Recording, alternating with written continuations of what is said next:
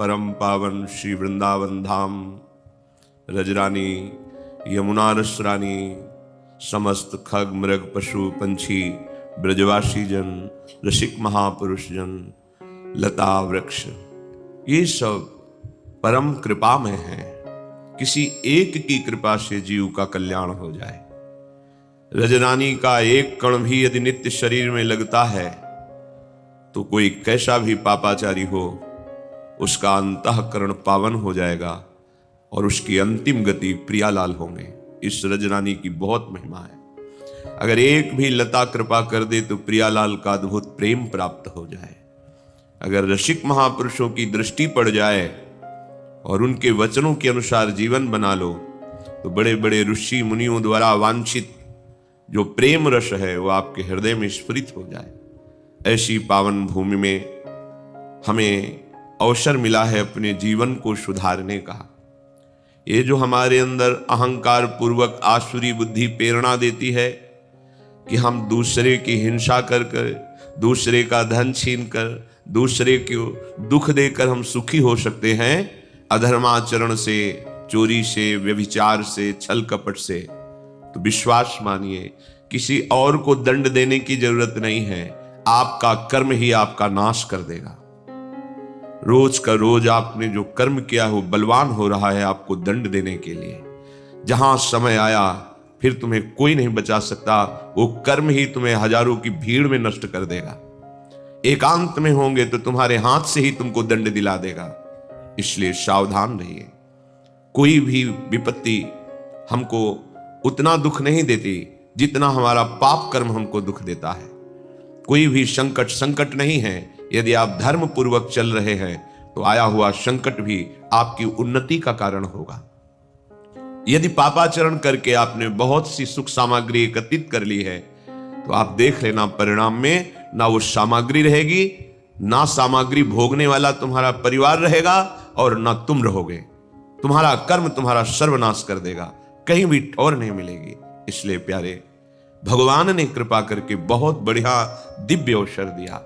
बार बार तो बनत नहीं यह संयोग अनूप, मानुष तन वृंदा विपिन, रसिकन संग विविरूप।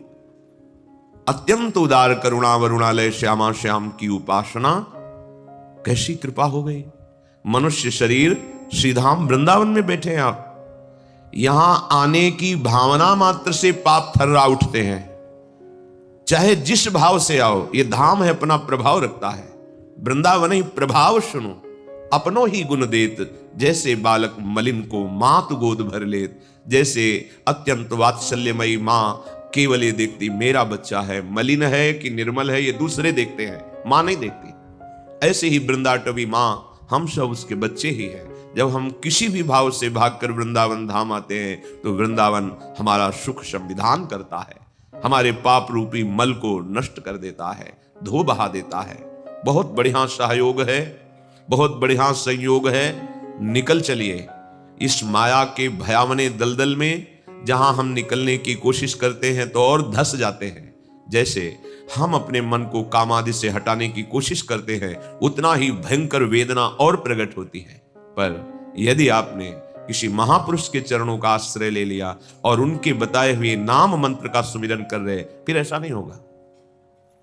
उसी दलदल से निकलने का सहज उपाय मिल जाएगा। जिस दलदल में हम निकलने के उपाय में फंसते जा रहे हैं, उसी दलदल में से हम निकल जाएंगे। ये नाम, ये मंत्र, ये उपासना पद्धति बहुत बड़ा संबल है जो भयावह माया भ्रमात्मक रूप पैदा करके हमको भ्रष्ट कर देती है। तो नाम ऐसा प्रकाश डालता है जैसे बाहर दूर पड़ी हुई अंधेरे में रस्सी सांप का भ्रम करके हमें भयभीत कर देती है, पर सीधे उसमें लाइट पड़े, प्रकाश पड़े तो दिखाई देता नहीं नहीं ये रस्सी है, सांप नहीं है, आप बिल्कुल निर्भय हो गए। ऐसे ही माया नहीं है, केवल ब्रह्म है, केवल भगवान है, केवल प्रभु है। ये तब पता चलता है जब गुरु कृपा से हृदय में ज्ञान का प्रकाश होता है, तभी वो निर्भय, निश्चोक, निश्चिंत हो जाता है, क्योंकि सारे कर्म बंधन उसके छिन्न भिन्न हो जाते हैं और वो परमानंद में डूब जाता है। इसलिए बिल्कुल प्रमाद करने की आवश्यकता नहीं। ये चार बातें सत्संग में आपने सुना भी है, पुनः हम बता रहे हैं कि आप कृपा करके कभी मत कीजिएगा। पर स्त्री का गमन मत कीजिएगा, मांस मत खाइएगा, शराब मत पिएगा और किसी भी विधान से जुआ मत खेलिएगा।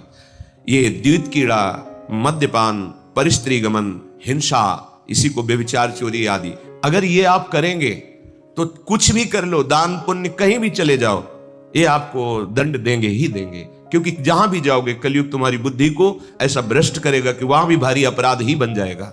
इसलिए सबसे प्रार्थना है, बहुत बढ़िया अवसर मिला है, सुखपूर्वक जियो, आनंद पूर्वक मृत्यु जब आवे तो उसका स्वागत करो और भगवान के धाम में पहुंचो।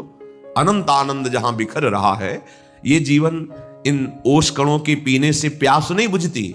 जिनको तुम भोग सुख समझ रहे हो, ये ओस कण हैं, इनसे प्यास बुझने वाली नहीं, आज तक किसी की नहीं बुझी।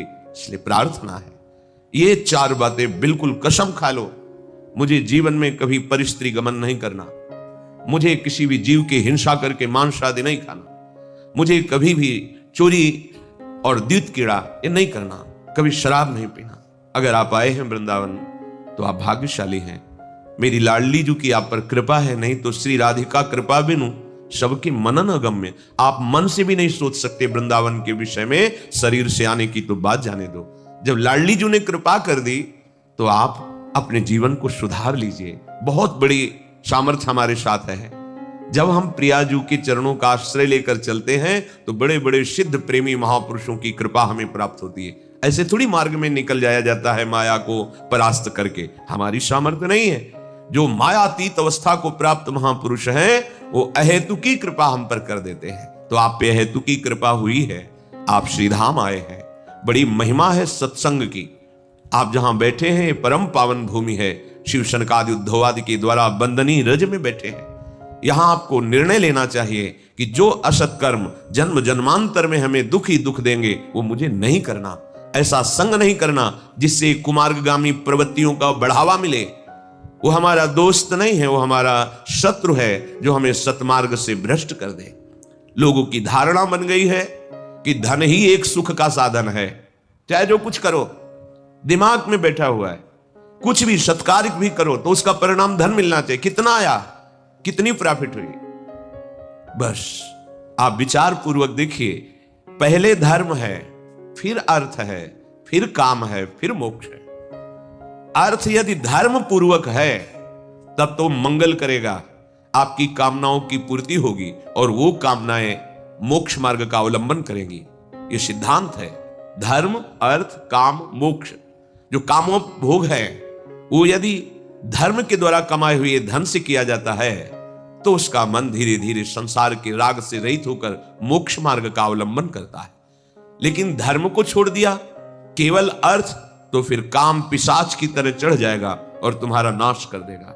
देख लो, आंख खोल के देख लो, जो केवल धन के पीछे पड़े हैं तो उनका अभिमान इतना बढ़ जाता है कि वो सर्वनाश स्थिति को स्वयं वरण कर लेते हैं, अर्थात स्वयं ऐसी दशा में पहुंच जाते हैं जहां क्लेश, अशांति, भय, शोक आदि है। इसलिए धर्म सबसे बड़ी वस्तु है। जो संत महापुरुषों ने, शास्त्रों ने विधान किया है उसे धर्म कहते हैं, और जिसे निषेध किया है कि ये नहीं करना चाहिए उसे अधर्म कहते हैं। धर्म के पालन करने वाले के जीवन में ऐसा नहीं कि विपत्ति नहीं आती, संकट नहीं आते, रोग नहीं आते, ऐसा नहीं है। आते हैं पर उनको सहने की सामर्थ्य मिलती है और आगे नहीं आएंगे। ये पीछे का हिसाब है। आज जो तुम कर रहे हो आगे तुम्हारा बड़ा शुभ है, बड़ा मंगल है, बड़ा प्रकाशमय मार्ग है, आनंदमय मार्ग है। इसलिए हम आगे को सुधारने के लिए आए हैं। हमारा वर्तमान पवित्र धर्म युक्त, हमारा वर्तमान भगवत स्मरण युक्त, हमारा वर्तमान दूसरों को सुख देने की भावना से युक्त, तो निश्चित भविष्य आपका परम मंगल है, परम सुखमय है। देखो, भगवान के परम पावन भक्त पांडवजन सत्यनिष्ठ है, धर्मात्मा है, धर्म से चलते हैं। कितनी भारी विपत्ति आई है। जो चक्रवर्ती सम्राट पद पर अभिषिक्त हुए उन्हीं को 12 वर्ष का वनवास और 1 वर्ष का अज्ञातवास। कितनी कठिन परिस्थिति है। भयावह जंगलों में जहां कोई सुविधा नहीं है वहां जीवन व्यतीत करना है। और ऐसे सुविधा में रहने वाले सम्राट पद में जो हैं उनको कौन सी सुविधा दुर्लभ है। जिनके मित्र भगवान श्री कृष्ण हैं, जो सत्य को स्वीकार करके धर्म में आचरण करते हैं, उनके जीवन में ऐसी विपत्ति, तो अपने लोग तो विपत्ति लायक ही हैं। इसलिए विपत्ति में कभी घबराओ मत। यदि विपत्ति में धर्म का त्याग कर दोगे तो फिर ठीक नहीं रहेगा। संकट आया, विपत्ति आई, दुख आई तो और धैर्य पूर्वक उसको हमें सहना है और अपने भगवत चिंतन को, धर्म को नहीं छोड़ना है, तो आगे बड़ा मंगल होगा।